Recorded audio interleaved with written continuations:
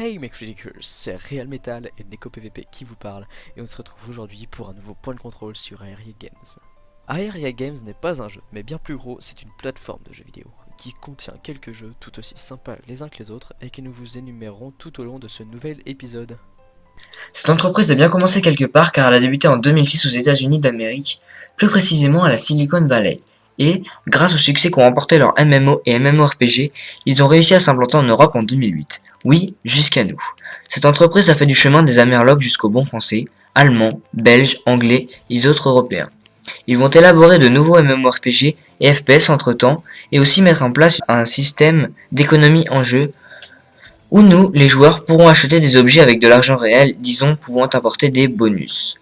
Seulement un critère à bien prendre en compte, c'est que ce sont des free-to-play, donc si vous ne payez pas, vous ne serez pas forcément pénalisé face aux gens ayant payé. Vous pouvez très bien y arriver sans. Maintenant parlons de leurs jeux les plus populaires. En premier lieu, Grand Fantasia, un MMORPG avec un univers manga fantastique très bien conçu, avec des graphismes certes peu détaillés mais qui pesaient d'un bon point sur l'environnement. En gros, la map est répartie sur plusieurs morceaux reliés par des portails que vous devrez traverser et que chaque zone a ses spécificités. Il faut bien regarder car vous pourrez tomber sur des monstres de level 40 alors que vous ne serez que level 13 par exemple. Le gameplay est simple avec un nombre de classes bien réparti, au nombre de 8 à partir du level 30. Et si vous voulez plus de détails, allez sur une de mes vidéos sur ma chaîne principale. C'est une ancienne vidéo peu captivante, mais vous pourrez toujours au moins voir de quoi il s'agit. En deuxième lieu, Eden Eternal, un MMORPG lui aussi mais dans un univers manga plus mignon en japonais, kawaii. Les graphismes, eux, sont bien plus réussis et poussés que dans Grand Fantasia, notamment lors des combats ou même le décor à l'horizon, ce qui peut vous donner réellement envie. Les classes sont encore plus diversifiées, ici étant donné que ce jeu vous permet de changer de classe n'importe quand et n'importe où.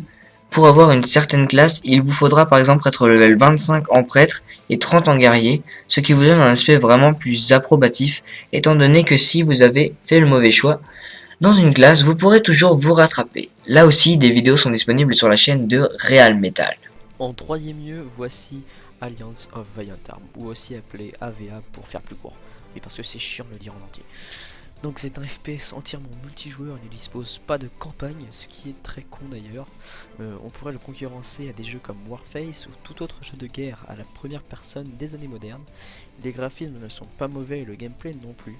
Mais il n'y a plus beaucoup de monde ces temps-ci. Pourtant il vaut toujours le coup d'être joué seul ou avec vos amis, comme vous le voulez.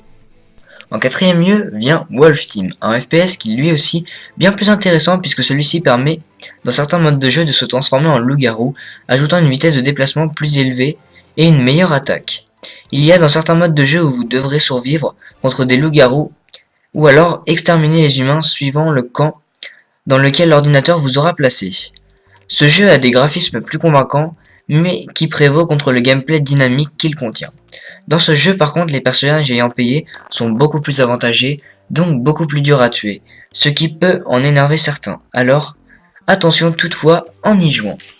Sur ce, merci de nous avoir écoutés, nous espérons vous avoir donné l'envie de jouer à l'un de ces jeux, ou tout du moins d'en avoir eu connaissance pour enrichir votre connaissance des jeux vidéo en général. Alors n'hésitez pas, vous recherchez un jeu en particulier, une information sur un jeu que vous aimeriez mieux connaître, demandez dans les commentaires, Neko et Real sont là pour vous. PS, je précise que pas tous les jeux n'ont été cités, que ce sont juste les jeux qui ont été les plus connus, bon certes il y en a d'autres, mais nous n'avons pas souhaité les faire, puisque nous souhaitons que vous les découvriez par vous-même. Donc voilà, merci.